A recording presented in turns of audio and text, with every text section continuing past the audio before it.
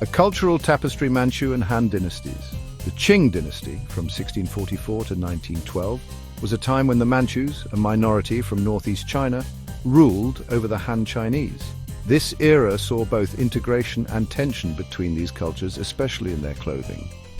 The Manchus, led by Nurhaci and Hong Taiji, conquered the Ming dynasty, bringing significant social and cultural changes. They used clothing to reinforce their rule, mandating specific styles for both Manchus and Han people. This use of attire as a marker of identity and power is key to understanding the Qing dynasty.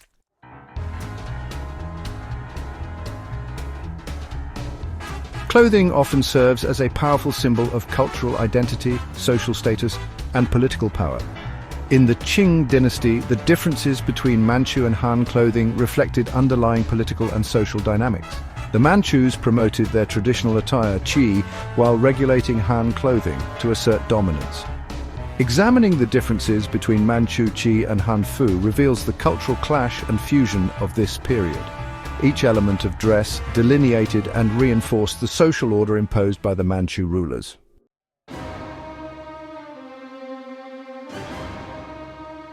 The rise of the Manchus, from northeast to imperial throne. The Manchus, originally Jurchens from northeast China, rose to prominence in the early 17th century. Led by Nurhaci, they unified the Jurchen tribes and created a formidable military force. Nurhaci's reforms, including the banner system and adoption of the Mongol script, strengthened their forces. Their cavalry warfare and growing strength set the stage for a clash that reshaped China's political landscape.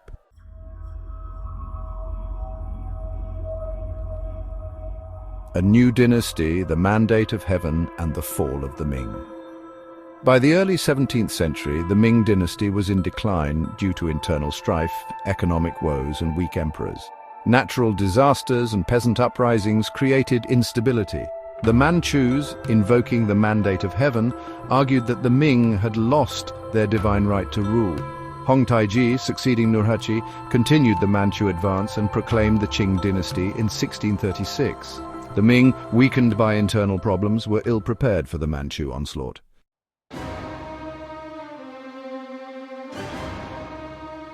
The Great Wall of China, a symbol of strength, became a point of contention during the Manchu advance. General Wu Sangui, stationed at Shanhai Pass, held the key to the Manchus' entry into China. With the Ming capital captured by a peasant rebellion, Wu Sangui allied with the Manchus. He opened the gates of Shanhai Pass, allowing the Manchu armies to confront the rebels. This decision paved the way for the establishment of the Qing dynasty and centuries of Manchu rule.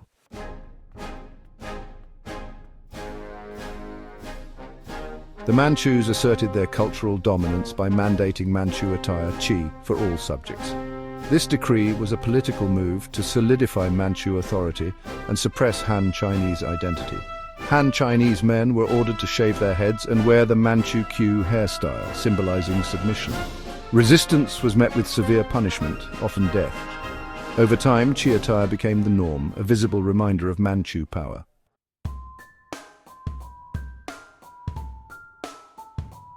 Manchu qi attire, influenced by their nomadic lifestyle, was practical and designed for ease of movement. The Changfu, a long, loose-fitting robe, was worn by both men and women, with variations in style and ornamentation.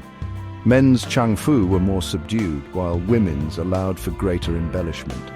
The magua, a sleeveless jacket, featured a high collar and flared shape, often decorated with buttons. The cuffs of the magua were turned inward, creating a horseshoe-like shape, a signature feature of Manchu fashion.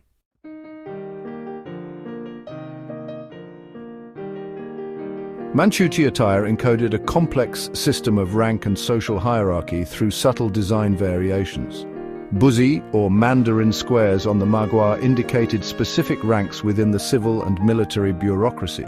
Different animals and designs on the buzi corresponded to different ranks. Other elements, such as fabric color and material, hat type and accessories, also conveyed social standing. This system of visual cues reinforced the hierarchical nature of Qing society.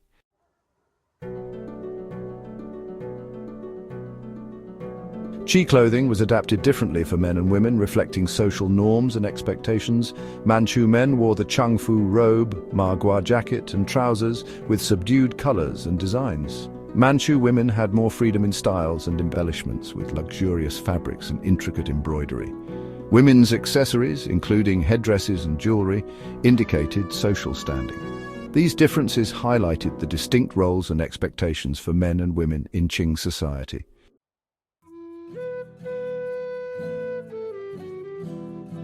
Despite the Qing's efforts to suppress Han Chinese culture, Hanfu remained a powerful symbol of resistance. Hanfu represented a connection to Han Chinese heritage and persisted in various forms. Some Han Chinese families continued to wear Hanfu for special occasions in private. Elements of Hanfu resurfaced in Manchu-influenced fashion, incorporating traditional embroidery and motifs. These acts of cultural defiance reminded of the enduring presence of Han Chinese culture.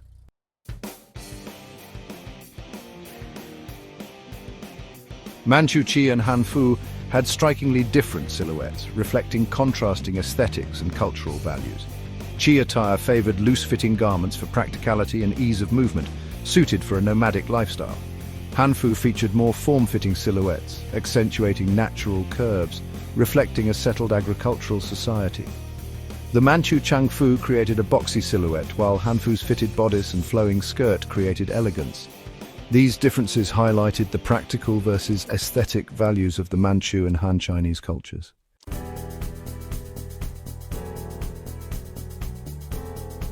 Fabrics and colors distinguished Manchu Qi from Hanfu, revealing different cultural sensibilities. Manchu Qi attire often favored subdued colors, reflecting restraint and solemnity. Hanfu embraced vibrant colors and intricate patterns, symbolizing different seasons and auspicious meanings. Manchu clothing used durable materials like furs and leathers, while Hanfu favored luxurious silks and brocades. The intricate weaving and embroidery of Hanfu showcased the skill and artistry of Han Chinese craftspeople.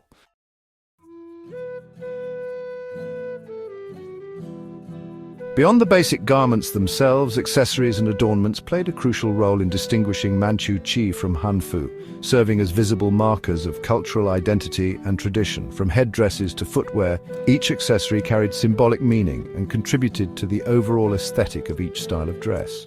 One of the most recognizable accessories associated with Manchu men was the ding, a type of hat with a rounded crown and a brim that curved upwards at the front and back.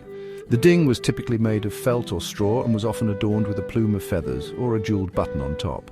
Han Chinese men, on the other hand, traditionally wore a variety of hats, including the guan, a formal headdress with a flat top and a brim that extended outwards, often adorned with intricate designs. Footwear also differed significantly between the two cultures.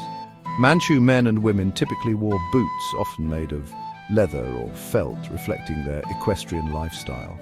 Han Chinese footwear varied widely depending on social status and occasion, but often included cloth shoes with embroidered designs or wooden sandals. Women's footwear, in particular, was often highly decorative, with intricate embroidery, beading, and other embellishments. The practice of foot binding, while prevalent among Han Chinese women during the Qing dynasty, was not practiced by Manchu women, further distinguishing their cultural practices and aesthetic ideals.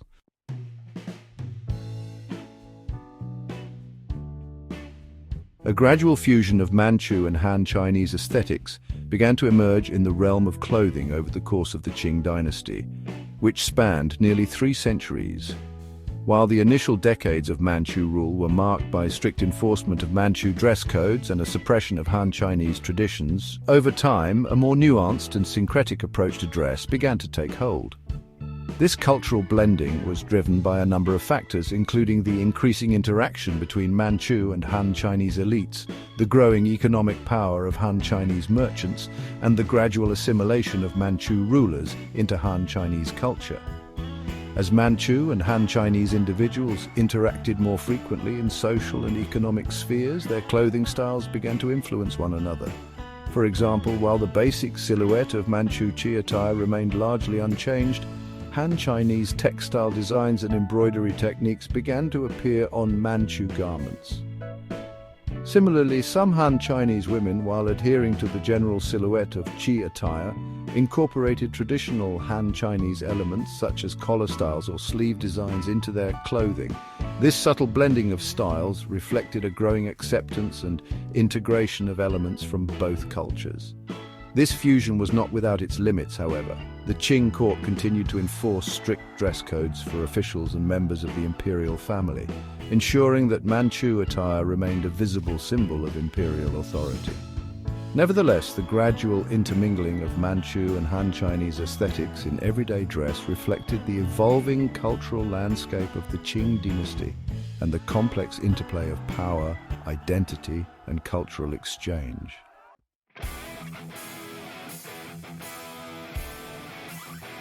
The legacy of Qing Dynasty dress extends far beyond the historical confines of the 17th to early 20th centuries.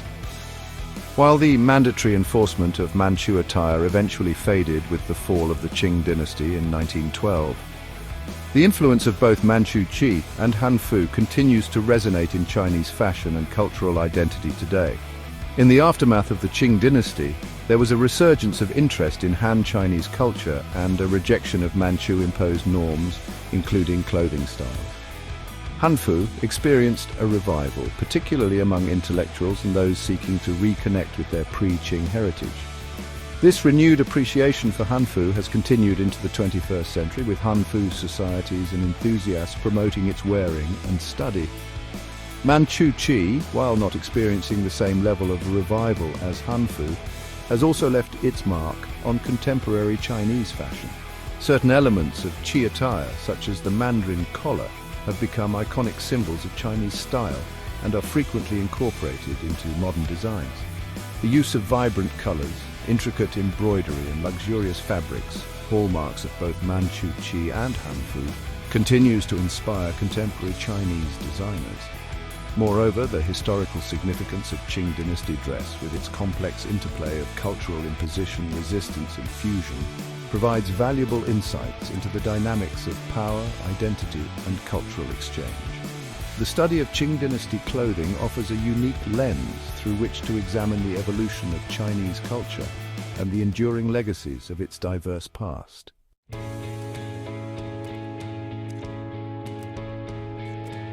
As we've journeyed through the sartorial landscape of the Qing dynasty, we've uncovered far more than just fashion trends. The contrasting styles of Manchu Qi and Hanfu serve as threads woven into the very tapestry of Chinese history, reflecting the complex dynamics of power, identity, and cultural exchange that shaped this pivotal era. The Manchus' imposition of Qi attire, a deliberate act of cultural dominance, aimed to solidify their rule over the vast Han Chinese population. Clothing became a tool, a visual language of power, distinguishing the rulers from the ruled. Yet, within this act of imposition, we also witness the resilience of Han Chinese culture as elements of Hanfu persisted, sometimes subtly, sometimes defiantly, reflecting a refusal to let their heritage be completely erased. The story of Qing dynasty dress is not a simple narrative of oppression and resistance. Over time, a gradual fusion of Manchu and Han aesthetics emerged, reflecting the inevitable cultural exchange that occurs when different groups coexist within a shared society. This fusion, evident in the incorporation of Han Chinese textile designs into Manchu garments and the subtle adaptation of Qi styles to incorporate Han elements, speaks to the dynamic and ever-evolving nature of culture.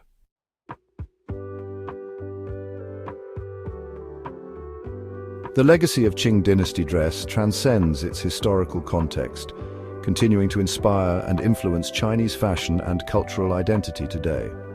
While the era of imperial decrees mandating specific clothing styles has long since passed, the echoes of Manchu Qi and Hanfu can still be seen on the streets of modern China and on runways around the world. The resurgence of interest in Hanfu, particularly among younger generations, speaks to a desire to reconnect with their cultural heritage and reclaim a sense of national identity. Hanfu, once a symbol of resistance against Manchu rule, has now become a source of pride and inspiration for many Chinese, reflecting a growing appreciation for their country's rich and diverse past. Manchu Qi, while perhaps not experiencing the same level of widespread revival as Hanfu, has also left an indelible mark on Chinese aesthetics. The Mandarin collar, a distinctive feature of Qi attire, has become a ubiquitous element in Chinese fashion, appearing on everything from jackets and coats to dresses and shirts. The use of bold colors, intricate embroidery, and luxurious fabrics, hallmarks of both Manchu, Qi, and Hanfu, continues to inspire contemporary Chinese designers who draw upon these historical styles to create modern interpretations that celebrate China's cultural heritage. The story of Qing Dynasty dress is a testament to the power of clothing as a form of cultural expression, a reflection of social hierarchies, and a canvas upon which stories of power, resistance, and cultural exchange are woven.